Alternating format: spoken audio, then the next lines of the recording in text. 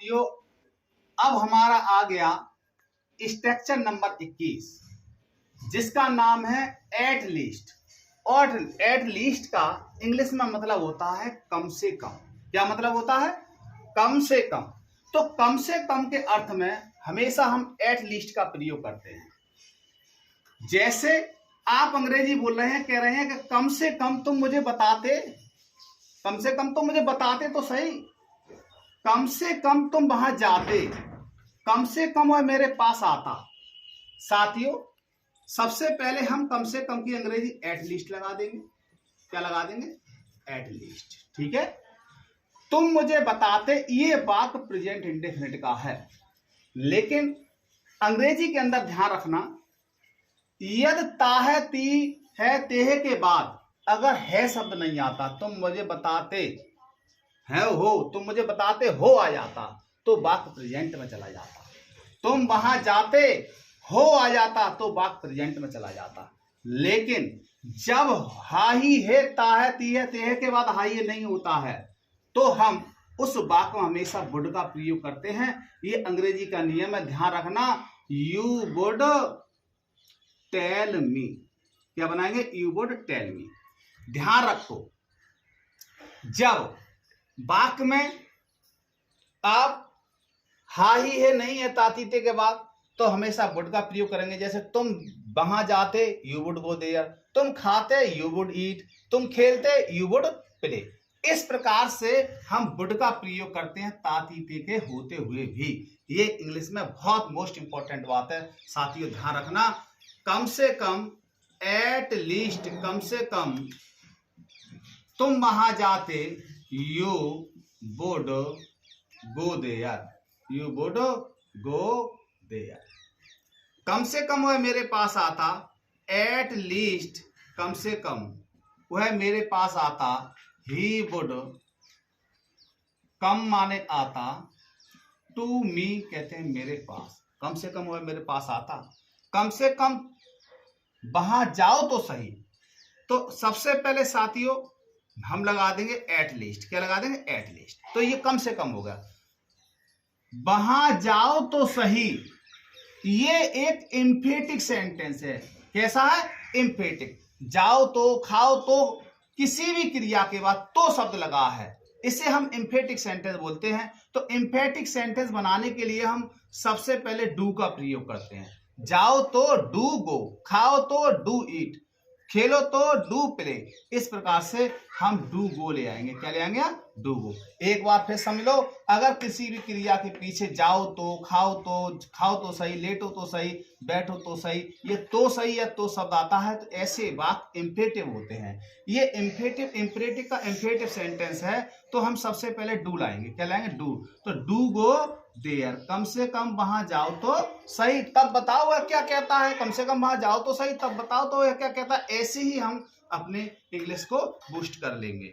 At least, कम से कम, at least, कम से कम, इसे खाओ तो सही, तो डू ईट इट, कम से कम इसे खाओ तो सही। तो आप साथियों मालूम पड़ गया, इस तो सही के लिए हम क्या ला रहे हैं? डू ला रहे हैं। ध्यान रखना साथियों, एक चीज और मैं आपको बताना चाहूंगा। साथियों, अगर आपको YouTube पर ये वीडियो देखने में दिक्कत हो रही है, तो आप 180 क्वालिटी की बजाय 360 क्वालिटी पर देखो, तो ताकि आपको वीडियो सही लगे। कुछ लोग जो है, जब वीडियो भद्दी दिखती है तो आप उसको रिजेक्ट कर देते हो, हटा देते हो। ऐसा मत करो, उसकी क्वालिटी बढ़ा लो और फिर कंटेंट का आप भरपूर मजा लो। क्या लो? भरपूर मजा लो। इसी प्रकार के स्ट्रक्चर मैं आपको 1000+ जल्दी से जल्दी देने वाला हूं। उसके बाद हमारी ग्रामर की कॉम्पिटिटिव एग्जाम की तैयारी हम कराएंगे हाई स्कूल इंटर के लिए। ध्यान रखें साथियों, अगर मेरा चैनल अगर 1000+ जल्दी से जल्दी पार कर जाता है, तो मैं और ज्यादा आपको कंटेंट देने वाला हूं। साथियों ध्यान रखें, सबसे बड़ी बात होती है किसी मनुष्य को मोटिवेट करना। अगर हमें मोटिवेशन नहीं मिलेगा हमारी वीडियो से, तो हमारा काम नहीं चलेगा। इसलिए आप ज्यादा से ज्यादा इन वीडियो को शेयर करें और चैनल को सब्सक्राइब जरूर कर लें, ताकि मैं आपको जल्दी से जल्दी अच्छे कंटेंट दूं। धन्यवाद। साथियों, अब मैं आपको पढ़ा रहा हूं स्ट्रक्चर नंबर 22, जिसका नाम है in the blink of an eye. क्या नाम है? In the blink of an eye, जिसका मतलब होता है पलक झपकते ही। पलक झपकते हुए, अरे पलक झपकते ही ऐसा हो गया। इस प्रकार से हम पलक झपकते ही अपने जुबान पर बोल रहे हैं कि पलक झपकते हुए गायब हो गया, पलक झपकते ही उसने मुझे झापड़ मारा।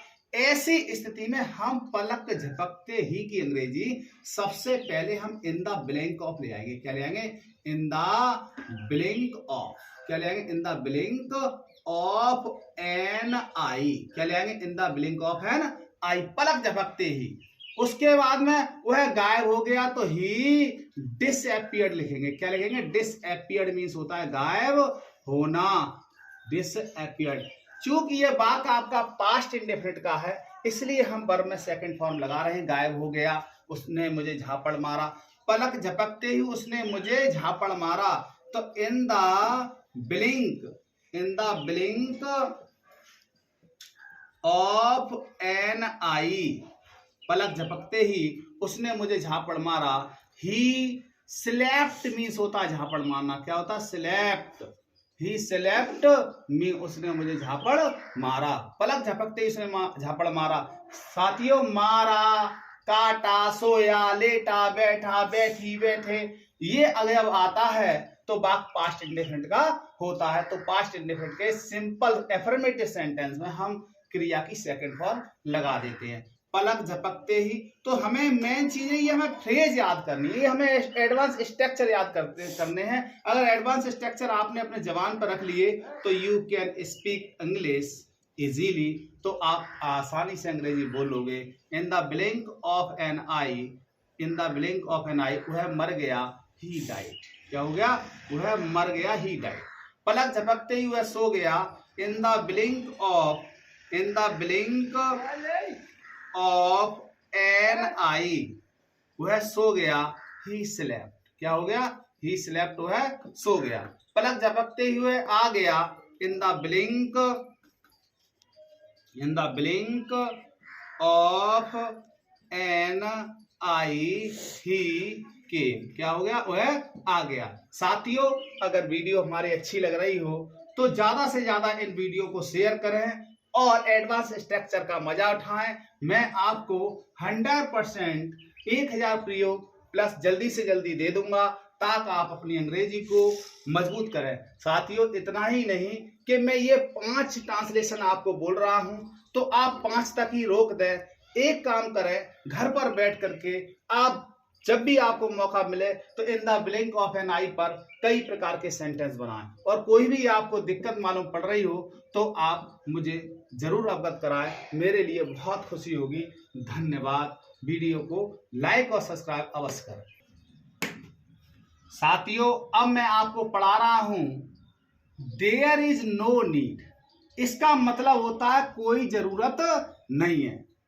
अगर आपको किसी भी क्रिया करने की कोई जरूरत नहीं है, आने की जरूरत नहीं है, खाने की जरूरत नहीं है, पहनने की जरूरत नहीं है, तो आप ऐसे सेंटेंस को देयर इज नो नीड से बनाएंगे। किससे बनाएंगे? देयर इज नो नीड, की जरूरत नहीं है। आप इतने सब की अंग्रेजी सबसे पहले देयर इज नो नीड बोलेंगे। क्या बोलेंगे? There is no need. क्या करेंगे?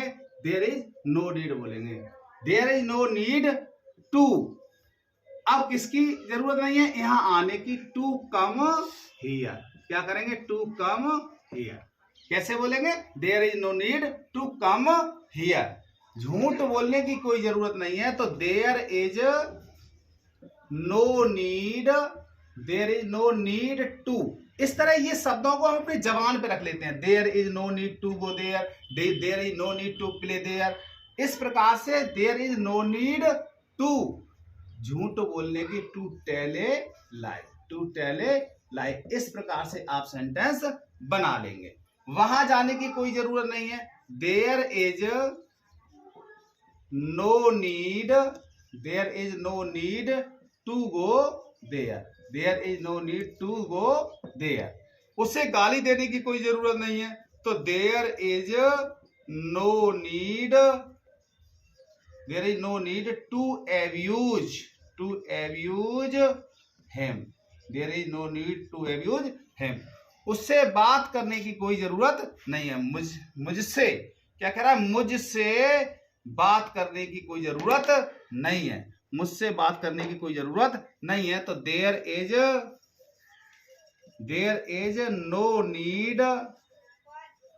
नो नीड टू टॉक या टॉक टू मी, ऐसे भी कर सकते हैं, टॉक टू मी, मुझसे कोई बात करने की कोई जरूरत नहीं है। इस प्रकार से there is no need to go there is no need to play, there is no need to sell basket, ऐसे सेंटेंसों को हम आसानी से बना लेंगे। ये छात्रों, इस स्ट्रक्चर को हमें अपने जबान पर रखना पड़ता है। There is no need to, इतना जबान पे रख लो। जब भी इंग्लिश बोलो, आप किसी से कह रहे हैं, तुम्हें उसे गाली देने की जरूरत नहीं थी। There is no need to you to abuse him, उसे गाली देने की कोई जरूरत नहीं थी। तुम्हें झूठ बोलने की कोई जरूरत नहीं थी। There is no need to tell a lie. साथियों, अगर मेरी ये वीडियो आपको अच्छी लग रही हो तो आप इन्हें ज्यादा से ज्यादा शेयर करें और सब्सक्राइब करवाएं और अपने बच्चों से कहें कि इन स्ट्रक्चरों को पढ़ें ताकि वो अंग्रेजी बोलना सीख सके। धन्यवाद। अब हमारा स्ट्रक्चर चल रहा है 24, जिसका नाम है इट्स इनफ। इट्स इनफ का मतलब होता है बहुत हो गया। साथियों, ये बहुत मोस्ट इंपॉर्टेंट स्ट्रक्चर है। अक्सर अंग्रेजी में बोला जाता है, बहुत हो गया, यहाँ से चले जाओ, बहुत हो गया, अब मैं तुमसे बात नहीं करूंगा। इस प्रकार से बहुत हो गया, तुम यहाँ से चलते बनो। तो ऐसी स्थिति में हम बहुत हो गया के लिए आप इट्स इनफ का प्रयोग करेंगे। किसका करेंगे भाइयों? इट्स इनफ का। किसका करेंगे? इट्स इनफ का। अब चुप रहो तो आप be silent now, be silent now. अब चुप रहो, बी साइलेंट नाउ, अब चुप रहो। बहुत हो गया, इट्स इनफ, इट्स इनफ, बहुत हो गया, इट्स इनफ, बहुत हो गया, यहां से चले जाओ। Go away from here, from here, यहां से चले जाओ। बहुत हो गया, it's enough, it's enough, it's enough, रोना बंद करो। स्टॉप क्राइंग या स्टॉप बीपिंग। देखिए साथियों, जब बंद करो, रोना बंद करो, खाना बंद करो, तो हम वर्ब में आईएनजी लगा देते हैं स्टॉप के बाद। क्या करते हैं? स्टॉप के बाद आईएनजी लगा दें। यदि यही क्रिया शुरू करना हो, जैसे रोना शुरू करो, खेलना शुरू करो, तो आप स्टार्ट के बाद क्रिया में आईएनजी लगाएंगे। स्टार्ट प्लेइंग, खेलना शुरू करो, और खेलना बंद करो तो स्टॉप प्लेइंग। इस प्रकार से हम वर्ब में आईएनजी लगा देते हैं बंद करना शुरू करना के बाद। बहुत हो गया, it's enough, ENOUGH, it's enough, let's go. क्या कह रहा है? इट्स इनफ, लेट्स गो, चलो चलते हैं। इस प्रकार के ये स्ट्रक्चर हैं, आप अपने जबान पे रख लेना ताकि आपको जल्दी से जल्दी अंग्रेजी बोलने में कठिनाई ना हो। धन्यवाद सर। आप कृपा करके, मेरी आपसे एक हम्बल रिक्वेस्ट है, एक विनम्र निवेदन है, इन वीडियो को आगे जरूर भेजें, शेयर जरूर करें ताकि हमें मोटिवेशन मिले। धन्यवाद। अब मैं आपको पढ़ाने जा रहा हूं structure number 25, this is not the वे, जिसका मतलब है ऐसे थोड़ी ना। क्या मतलब है? ऐसे थोड़ी ना बोलते हम, ऐसे थोड़ी ना खाते हम, ऐसे थोड़ी ना सोते हम। इस प्रकार से हम लाखों सेंटेंस बना सकते हैं। जैसे ऐसे थोड़ी ना बोलते हैं, ऐसे थोड़ी ना खाते हैं, तो ऐसे सेंटेंस को बनाने के लिए हम सबसे पहले प्रयोग करेंगे this is not the way का। किसका? This is not the way to का। तो this is not the way, और उसके बाद टू। ये अंग्रेजी होगी ऐसे थोड़ी ना, ऐसे थोड़ी ना बोलते हैं। This is not the way to speak. इस प्रकार से हम सेंटेंस बना देंगे। तो हमें अपनी जबान पे ये रखना है, हम ऐसे थोड़ी नहीं बोलते हैं बड़ों से। This is not the way to speak the elders, कि बड़ों के सामने हम ऐसे थोड़ी नहीं बोलते हैं। इस प्रकार के सेंटेंसों को हम सबसे पहले this is not the way का प्रयोग करेंगे। किसका करेंगे? This is not the way to का। ऐसे थोड़ी ना खाते हैं हम, this is not this is not the way to eat, this is not the way to eat. ऐसे थोड़ी ना गाते हैं, this is not the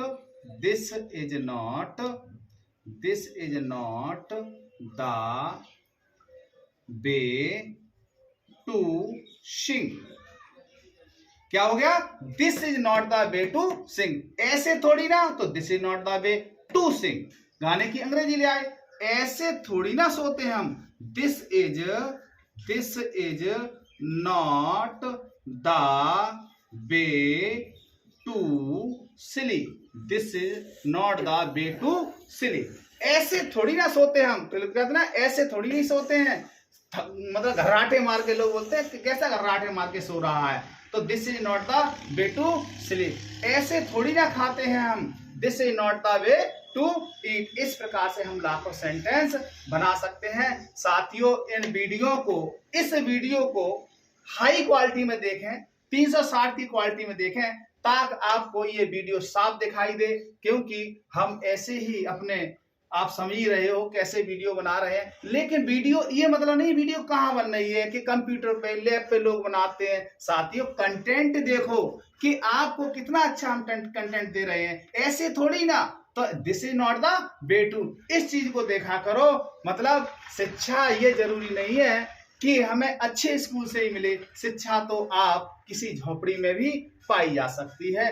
bus पढ़ने पढ़ाने वाले अच्छे हों, कहीं पर भी आप पढ़ सकते हैं। तो मेहनत करने वालों की कभी हार नहीं होती है। ध्यान रखो साथियों, लगे रहो और इन वीडियो को रोज देखते रहो। जब आप सोए तो 1-2 वीडियो जरूर देख करके सोए। धन्यवाद। इन आप वीडियो को आगे बढ़ा स्ट्रक्चर पढ़ाने जा रहे हैं, जिसका नंबर है 26। कितना नंबर है? 26। 1.5 साल का मतलब होता बस इतना ही, बस इतना ही भाई साहब, छोड़ दो, बस इतना ही रहने दो। इस प्रकार से हम सेंटेंस बोलते हैं। बस इतना ही मैं जानता हूं, बस इतना ही तुम जानते हो, बस इतना ही तुम खाते हो। इस प्रकार के सेंटेंसों को बोलने के लिए हम सबसे पहले प्रयोग करेंगे डेट्स ऑल का। किसका प्रयोग करेंगे? डेट्स ऑल का। किसका? डेट्स ऑल ही टीचर्स, इतना ही पढ़ाता है वो है। चूंकि ये वाक्य हमारा ता है, तीहे वाला है, अर्थात प्रेजेंट इंडेफिनिट का है, इसलिए हम क्रिया में हम एस अवश्य लगा देंगे। सिंगुलर सब्जेक्ट के साथ हम वर्ब में एस लगा देते हैं। बस इतना ही तुम जानते हो। डेट्स ऑल का मतलब है बस इतना ही तुम जानते हो। यू नो, क्या बोलेंगे? यू नो, बस इतना ही तुम जानते हो, बस इतना ही मैं कहता हूं। डेट्स ऑल मैं खाता हूं। आई ईट, क्या है? कह रहा है आई ईट, बस इतना ही खाता हूं मैं, बस इतना ही खाता हूं, बस इतना ही मैं बोलता हूं। डेट्स ऑल, मैं ज्यादा नहीं बोलता हूं, बस इतना ही बोलता हूं। That's all I speak. इस प्रकार से आप डेट्स ऑल को अपनी जबान पे रखो, बस इतना ही वह बोलेगा। तो that's all he will speak, बस इतना ही मैं खाऊंगा। That's all I will eat, बस इतना ही खाऊंगा, इतना ही बोलेगा। That's all he will speak. इस प्रकार से आप सैकड़ों सेंटेंस बना सकते हैं। साथियों, कतई टेंशन मत लीजिए, बस आप इन स्ट्रक्चरों को रोज बोलो, इनके ऊपर रोज बोलना सीखो। बस इतना ही मैं बोलता हूं, डेट्स ऑल आई स्पीक, ज्यादा नहीं बोलता हूं मैं। इस प्रकार से आप लाखों सेंटेंस बना सकते हैं। धन्यवाद साथियों। ध्यान रखो, इन को स्ट्रक्चरों को अपने नोट करते रहो किसी रजिस्टर पर, और इनको जब आप फुर्सत में हो तो इनके ऊपर आप ट्रांसलेशन बोलिए ज्यादा से ज्यादा, और आपको अच्छे से अच्छे ये ट्रांसलेशन, ये एडवांस स्ट्रक्चर आपके दिमाग पर रट जाए, तभी तो आप आराम से अंग्रेजी बोल सकते हैं। साथियों, रटने से अंग्रेजी नहीं बोली जाती, अंग्रेजी समझने से बोली जाती है। रटंत विद्या फलंत ना है, आपने ये कहावत सुनी होगी, तो रटो मत, इनको समझो कि 1.5 साल बस इतना ही। इसके आगे आप ट्रांसलेशन सीखिए, इसके आगे आप आराम से अंग्रेजी बोल दीजिए। धन्यवाद, थैंक यू। आपको समझाने जा रहे हैं स्ट्रक्चर नंबर 27। अब स्ट्रक्चर नंबर हमारा 27 है, जिसका नाम है for no reason. For no reason का मतलब होता है खाम खाम में, बेवजह, बेमतलब। अगर कोई क्रिया बेमतलब हो रही है, बेवजह हो रही है, खाम खाम में हो रही है, तो हम फॉर नो रीजन का यूज करते हैं। हम ऐसे वाक्यों को खाम खाम में तो आप खाम खाम की अंग्रेजी फॉर नो रीजन ले आएंगे, फॉर नो रीजन। हम इंग्लिश स्पीकिंग कर रहे हैं तो आप फॉर नो रीजन ले आएंगे। सबसे पहले क्या ले आएंगे? For no reason. ठीक है, फॉर नो रीजन के बाद वह मुझे परेशान कर रहा है, तो ही इज, परेशान करने की अंग्रेजी डिस्टर्ब होती है, ही इज डिस्टर्बिंग मी, वह मुझे खाम खाम में परेशान कर रहा है। तो खाम खाम में वह मुझे परेशान कर रहा है, for no reason he is disturbing. साथियों अगर आप तुम चाहो तो इस फॉर नो रीजन को आप पीछे भी लिख सकते हैं, कोई दिक्कत नहीं है। ये स्पीकिंग है कि he is disturbing me for no reason. इस प्रकार से आप वाक्य बना सकते हो। बेवजह, तो बेवजह का भी अंग्रेजी फॉर नो रीजन है, बेमतलब की भी अंग्रेजी फॉर नो रीजन है। तो for no reason, for no reason, for no reason, वह मुझे मार रहा है, ही इज बीटिंग मी, वह मुझे मारना का मतलब पीटना, वह मुझे पीट रहा है, खाम खाम में वह मुझे मार रहा है। बेमतलब उसने तुम्हें गाली दी, तो for no reason, for no reason, for no reason, उसने तुम्हें गाली दी, तो ही एब्यूज्ड यू, ही एब्यूज्ड यू। इस प्रकार से साथियों आपने देखा कि खाम खाम में, बेवजह, बेमतलब, तो ये स्ट्रक्चर को आप अपने दिमाग पर क्यों नहीं रखते हो? अपनी जबान पे रखो, इनको याद रखो, और आगे का सेंटेंस, खाम खाम में वह मुझे गाली दे रहा है, खाम खाम में वह पानी पी रहा है, खाम खाम में वह झूठ बोल रहा है, इस प्रकार से जैसे खाम खाम में वह झूठ बोल रहा है, for no reason he is telling a lie, खाम खाम में तुम वहां जा रहे हो, for no reason you are going there. इस प्रकार साथियों हम लाखों सैकड़ों सेंटेंस अंग्रेजी बोल सकते हैं। अब अंग्रेजी की करो नो टेंशन, अंग्रेजी की अब टेंशन करने की जरूरत नहीं है। I will learn a lot of uses of English grammar. Don't worry साथियों, खूब पढ़ो, खूब बढ़ो, लेकिन इन वीडियो को भी आगे बढ़ाओ ताकि आप जैसे भाइयों को ये स्ट्रक्चर मिल सके और वो अंग्रेजी बोलना सीख सके। धन्यवाद। चलो जल्दी बना लेगा पूरा। चलो देखिए अब हमारा स्ट्रक्चर नंबर है 29। कौन सा है? 29। सो कार्ड, जिसका नाम है सो कार्ड। सो कार्ड का मतलब होता है साथियों नाम मात्र का। तो अब आप नाम मात्र के लिए आप किसका यूज करेंगे? सो कार्ड का। किसका करेंगे? सो कार्ड का। जैसे हम ट्रांसलेशन बोल रहे हैं, वह मेरा नाम मात्र का मित्र है, वह यह नाम मात्र की पुस्तक है, तुम नाम मात्र के भाई हो, तो सबसे पहले आप ही ले आएंगे, इज ले आएंगे, था थी थे हो तो बाज ले आएंगे। वह मेरा नाम मात्र का मित्र था तो बाज ले आएंगे। ही इज, कैसे बोलेंगे? He is my so called friend, he is my so called friend. इस प्रकार से आप सेंटेंस बना देंगे। क्या बोलेंगे? He is my so called friend. यह नाम मात्र की पुस्तक है, तो this is so called, this is so called book. ये नाम मात्र की पुस्तक है। तुम नाम मात्र के भाई हो, तो you are so called brother, you are so called brother. तो साथियों नाम मात्र के लिए हम किसका प्रयोग करेंगे? सो कॉल्ड का। वह मेरा नाम मात्र का मित्र है, तो ही इज माई, मेरी माने मेरा, और सो कॉल्ड माने नाम मात्र का, फ्रेंड माने मित्र। यह नाम मात्र की पुस्तक है। This is a so called book. तुम नाम मात्र के भाई हो, you are so called brother. साथियों ऐसे स्ट्रक्चरों को जल्दी से जल्दी आप अपने जबान पर रखने की कोशिश करें ताकि आपकी अंग्रेजी ज्यादा से ज्यादा बूस्ट हो। और मैं, मेरे लिए भी सर मोटिवेशन के लिए क्या चाहिए, अगर आपको वीडियो अच्छी लग रही हो तो एक लाइक कर दो। बस यही हमारी आपसे क्या है, उम्मीद है। और इन उम्मीदों को दोस्तों, किसी की उम्मीद पर पानी नहीं फेरना चाहिए। चैनल को जरूर सब्सक्राइब कर लेना चाहिए ताकि मुझे मोटिवेशन मिलता रहे। धन्यवाद।